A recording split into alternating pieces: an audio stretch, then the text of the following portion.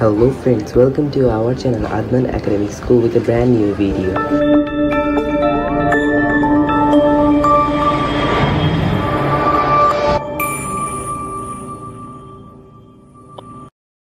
সুপ্রিয় শিক্ষার্থীরা, তোমরা জানো বর্তমানে আদনান একাডেমিক স্কুল এই ইউটিউব চ্যানেলটিতে ক্লাস 6 থেকে ক্লাস 8 পর্যন্ত সকল অ্যাসাইনমেন্টের টিউটোরিয়াল দেওয়া হয়। তার ধারাবাহিকতায় আজকে আমরা সপ্তম শ্রেণীর 6th উইকের অর্থাৎ লাস্ট উইক অ্যাসাইনমেন্টের কৃষি শিক্ষা অ্যাসাইনমেন্টটি বাংলা ভার্সনের কৃষি শিক্ষা অ্যাসাইনমেন্টটি নিয়ে এসেছি।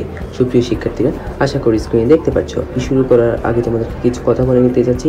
তোমরা যারা আমাদের চ্যানেলটিকে এখনও সাবস্ক্রাইব করোনি, আমাদের চ্যানেলটিকে অবশ্যই সাবস্ক্রাইব করবে এবং পাশে থাকা বেল আইকনে ক্লিক করবে সকল অ্যাসাইনমেন্টের নোটিফিকেশন সবার আগে পেয়ে যাওয়ার জন্য। এবং তোমরা এই পুরো অ্যাসাইনমেন্টটি সিজনটাতে অর্থাৎ ফার্স্ট উইক থেকে 6th উইক প্রথম থেকে শেষ উইকের প্রত্যেকটা উইকের অ্যাসাইনমেন্টের প্রত্যেকটা টিউটোরিয়ালগুলোই আশা করি তোমরা দেখেছো এবং তোমরা নিশ্চয়ই কিছুটা হলেও উপকৃত হয়েছে এবং তোমাদের কমেন্টসে সেটি প্রকাশ পেয়েছে। এবং সুপ্রিয় শিক্ষার্থীরা, যারা অনেক আমাদেরকে সাপোর্ট করেছো, আমাদের টিউটোরিয়ালগুলো, আমাদের ভিডিওগুলো তোমাদের বন্ধুদের সাথে শেয়ার করে তাদেরকে অসংখ্য ধন্যবাদ এবং দোয়া এবং শুভকামনা রইল আদনান একাডেমিক স্কুলের পক্ষ থেকে। ইনশাল্লাহ আশা করি তোমরা ইন ফিউচারেও আমাদের চ্যানেলের পাশেই থাকবে। আচ্ছা, আর আমরা আর বেশি কথা না বলে সপ্তম শ্রেণীর কৃষি শিক্ষা অ্যাসাইনমেন্টটি কী দেওয়া আছে, অধ্যায় ও বিষয়বস্তু শিরোনাম। অর্থাৎ তোমরা অনেকেই জিজ্ঞাসা করো যে কাভার পেজের শিরোনামটি কী হবে। কাভার পেজের শিরোনামটি হবে এই যে চতুর্থ অধ্যায়ের নামটি অর্থাৎ কৃষি ও জলবায়ু এবং পঞ্চম অধ্যায়ের নামটি কৃষিজ উৎপাদন। এই দুটি হবে কাভার পেজের শিরোনাম। এবং ডান সাইডে মূল্যায়ন নির্দেশক অর্থাৎ অ্যাসাইনমেন্ট ক্রাইটেরিয়াটা দেখতে পাচ্ছ। অর্থাৎ ক খ গ তোমাদের এগুলো দেওয়া হয়েছে। বিষয়বস্তুর ধারণা, কমপক্ষে 4টি উদাহরণ দিতে হবে। বিষয়বস্তুর 2টি ধারণা, বিষয়বস্তু সম্পর্কে নির্ভুল তথ্য সহ বিশ্লেষণ করতে হবে। এবং আচ্ছা, আমরা অ্যাসাইনমেন্টের নির্ধারিত কাজটি আশা করি স্ক্রিনে দেখতে পাচ্ছ।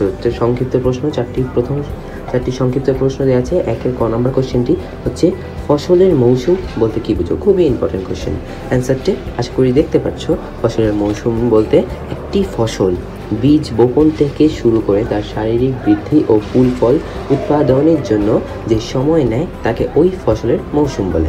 এগুলো টাইপ করে তোমাদের জন্য নিয়ে এসেছি, কারণ প্রত্যেকটি অ্যাসাইনমেন্টের অ্যান্সার তোমাদের টেক্সট বই অর্থাৎ তোমাদের বোর্ড বই থেকে নেয়, কারণ টেক্সট বই বোর্ড বইকে প্রাধান্য দিয়েই তোমাদের এই অ্যাসাইনমেন্টগুলো জাজ করা হবে। সুপ্রিয় শিক্ষার্থীরা, আচ্ছা আমরা দেখি ক্লাস 7-এর অ্যাসাইনমেন্টটি এর পরের টুকু কী দেওয়া আছে। অর্থাৎ কোনো ফসলের বীজ বপন থেকে ফসল সংগ্রহ পর্যন্ত সময়কে সে ফসলের মৌসুম বলে। বাংলাদেশের জলবায়ুর উপর নির্ভর করে বছরের বিভিন্ন সময় বিভিন্ন ধরনের ফসল জন্মে। ফসল উৎপাদনের জন্য সারা বছরকে প্রধানত 2টি মৌসুমে ভাগ করা হয়েছে, যেমন রবি মৌসুম এবং খরিফ মৌসুম। হচ্ছে রবি মৌসুম, 2 হচ্ছে খরিফ মৌসুম। আচ্ছা, আমরা 1 খ নাম্বার কোশ্চেনটা দেখি। রবি মৌসুম ও খরিফ মৌসুমের পার্থক্য কি? আমি এই রবি মৌসুম ও খরিফ মৌসুমের মধ্যে কিছু পার্থক্য লক্ষ্য করা যায়। এই পার্থক্যগুলো আমি তোমাদেরকে বক্স আকারে দিয়েছি। এখন রবি মৌসুম এটা হচ্ছে আশ্বিন থেকে ফাল্গুন মাস পর্যন্ত সময়কে রবি মৌসুম বলে। এবং খরিফ মৌসুমের ক্ষেত্রে এক হচ্ছে চৈত্র থেকে ভাদ্র মাস পর্যন্ত সময়কে খরিফ মৌসুম বলে। রবি মৌসুমের প্রথম দিকে কিছু বৃষ্টিপাত হয়, তবে তা কম।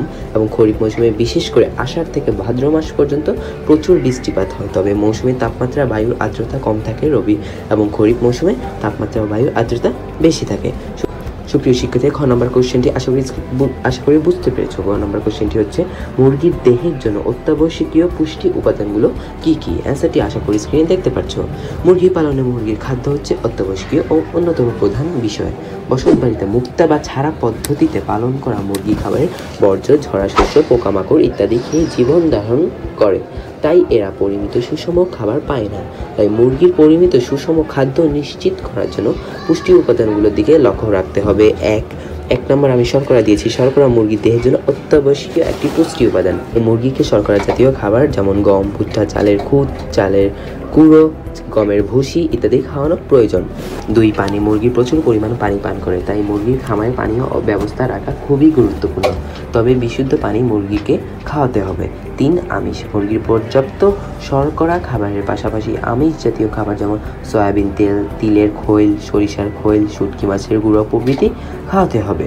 4 হচ্ছে ভিটামিন সমৃদ্ধ খাবার ও শাকসবজি মুরগির দেহের জন্য খুবই গুরুত্বপূর্ণ, তাই মুরগিকে পর্যাপ্ত পরিমাণ ভিটামিন জাতীয় খাবার খাওয়াতে হবে। 5 খনিজ লবণ মুরগির দেহের জন্য খুবই গুরুত্বপূর্ণ, তাই মুরগি খনিজ জাতীয় খাবার যেমন খাদ্য, লবণ, হাড়ের গুঁড়া, ঝিনুক ও শামুকের গুঁড়া খাওয়াতে হবে মুরগি। প্রিয় শিক্ষার্থীরা, 9 নম্বর কোশ্চেনটি আশা করি খুবই ইজিলিভাবে বুঝতে পেরেছো। আমি তোমাদের এই প্রত্যেকটি কোশ্চেন অ্যান্সার খুবই বড় করে আমার যত সম্ভব হয়েছে তত বড় করে তোমাদের জন্য নিয়ে এসেছি। তোমরা এটি হচ্ছে জাস্ট একটা নমুনা উত্তরপত্র। তোমরা এই যে এখান থেকে তোমাদের নিজস্ব ক্রিয়েটিভিটি, নিজস্ব সৃজনশীলতা, নিজস্ব মননশীলতা দিয়ে তোমরা তোমাদের অ্যাসাইনমেন্টটি ফিল আপ করবে। 9 নম্বর কোশ্চেনটি হচ্ছে 1 হচ্ছে মুরগির খামারে খাদ্য ও পানি কেন গুরুত্বপূর্ণ ব্যাখ্যা করতে বলা হয়েছে। মুরগি পালনে খাদ্য হচ্ছে অত্যাবশ্যক, তাছাড়া মুরগি প্রচুর পরিমাণে পানি পান করে, তাই মুরগি খামারে খাদ্য ও পানি দুটোই গুরুত্বপূর্ণ। মুরগির খাদ্য উৎপাদনে পর্যাপ্ত পরিমাণ শর্করা, আমিষ, খনিজ লবণ, স্নেহ ও ভিটামিন জাতীয় খাবার থাকা প্রয়োজন। সুষম খাবারে মুরগির দেহের প্রয়োজনীয় পুষ্টি উপাদানগুলো উপস্থিত থাকে। বসতবাড়ি মুক্ত বা ছাড়া পদ্ধতিতে পালন করা মুরগি খাবারের বর্জ্য, ঝরাশস্য, পোকামাকড় ইত্যাদি খেয়ে জীবন ধারণ করে, এগুলো আশা করি সবাই জানো। সেটা আচ্ছা দেখি, বাচ্চা মুরগিকে দৈনিক 10 থেকে 15 গ্রাম এবং প্রাপ্তবয়স্ক মুরগির প্রায় 100 থেকে 120 গ্রাম খাদ্য খেয়ে থাকে। তাছাড়াও মুরগি প্রচুর পরিমাণে পানি পান করে থাকে, তাই খামারে পর্যাপ্ত বিশুদ্ধ পানি সরবরাহ থাকতে হবে। প্রাপ্তবয়স্ক মুরগিকে দৈনিক 200 মিলিলিটার বিশুদ্ধ পানি দিতে হয়, তাই মুরগির খামারে খাদ্য ও পানি গুরুত্বপূর্ণ। সুপ্রিয় শিক্ষার্থীদের, শেষে 2 নম্বরে একটি নির্ধারিত কাজে আছে, একটি ছক কাঁঠাল গাছ সম্পর্কে নিচে ছকটি পূরণ করতে বলা হয়েছে। আমি খুব সুন্দরভাবে এই গাছের বৈশিষ্ট্য, গাছের সম্পর্কে লিখেছি। আশা করি স্ক্রিনে খুবই ভালোভাবে দেখতে পাচ্ছ। পর্যবেক্ষণের বিষয়, গাছের বৈশিষ্ট্য। কি দিয়েছি, কি ধরনের উদ্ভিদ, অর্থাৎ কতে দেওয়া আছে কাঁঠাল একটি দ্বিবীজপত্রী স্থল ও চির হরিদ্র বৃক্ষ। ক্ষয় হচ্ছে কাণ্ডের বৈশিষ্ট্য, অর্থাৎ কাণ্ড শক্ত হলুদ রঙের হয় এবং 21 মিটার পর্যন্ত লম্বা হয়। গ হচ্ছে বীজের বর্ণ, বীজ সাদা বর্ণের। ঘ হচ্ছে ফুলের বর্ণ, ফুল সবুজ বর্ণের হয়।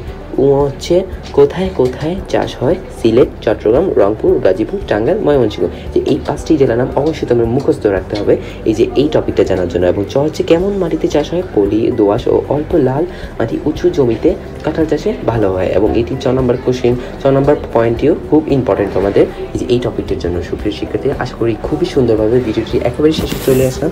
আশা করি খুবই সুন্দরভাবে বুঝতে পেরেছো আমাদের এই ক্লাস 7-এর কৃষি শিক্ষা অ্যাসাইনমেন্টটি 6 উইকের লাস্ট অ্যাসাইনমেন্টটি আশা করি বুঝতে পেরেছো। এবং কিছুক্ষণ পরে তোমাদের ক্লাস 7-এর ম্যাথ এবং বাংলা অ্যাসাইনমেন্টের টিউটোরিয়ালগুলো চলে আসছে। এবং তোমরা যারা মেয়ে আছো, তোমাদের গার্হস্থ্য বিজ্ঞান নিয়ে অ্যাসাইনমেন্ট যদি তোমাদের প্রয়োজন হয় তাহলে অবশ্যই কমেন্টস করে জানাবে। কিছুদিন পর আমরা গার্হস্থ্য বিজ্ঞানের অ্যাসাইনমেন্টও দিয়ে দিব। এবং সুপ্রিয় শিক্ষার্থীদের, 8ম শ্রেণীর অ্যাসাইনমেন্টগুলো এই চ্যানেলে অলরেডি আপলোড করা হয়েছে এবং ক্লাস 6-এর অ্যাসাইনমেন্টগুলো কিছুক্ষণ পরে আপলোড করা হবে।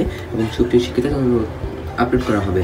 এবং তোমরা যারা আমাদের চ্যানেলটিকে এখনও সাবস্ক্রাইব করবে, আমাদের চ্যানেলকে অবশ্যই সাবস্ক্রাইব করবে, আমাদের পাশে থাকবে। যারা অলরেডি সাবস্ক্রাইব করেছো, থ্যাংক ইউ সো মাচ। আচ্ছা সুপ্রিয় শিক্ষার্থীরা, আল্লাহ হাফেজ, বাই, আসসালামু আলাইকুম।